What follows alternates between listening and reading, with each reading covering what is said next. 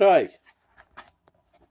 we're reconditioning a 4L60E transmission, and I sell kits for the servo seals when they're leaking, but quite often I get asked how the hell you remove these, so I'll just show you how you do that.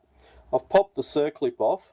First you give it a bit of a tap just so it frees it up, and then you take the circlip out, which is quite easy. It'll just pop out. And then basically what happens, this groove in here, it's got a chamfer in it, so when you push it in it's no worries, but when you're pulling it out it's got a sharp edge there, and the elasticity of the rubber just sort of expands into that groove so you can't pull it out. So I'll just show you how you can get it out without damaging the seal if you're going to just clean up in there and put it all back together.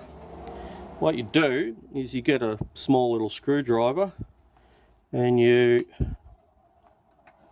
grab onto that O-ring or seal and you just pull it out like that.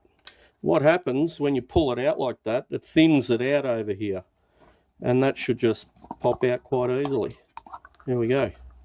You just release it and you haven't damaged it. You have stretched it a little bit, but that'll go back into its original shape.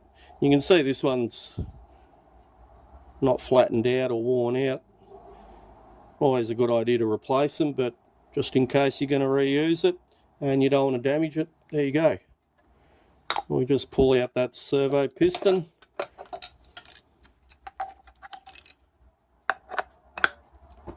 Hope that's helped. Thank you for watching.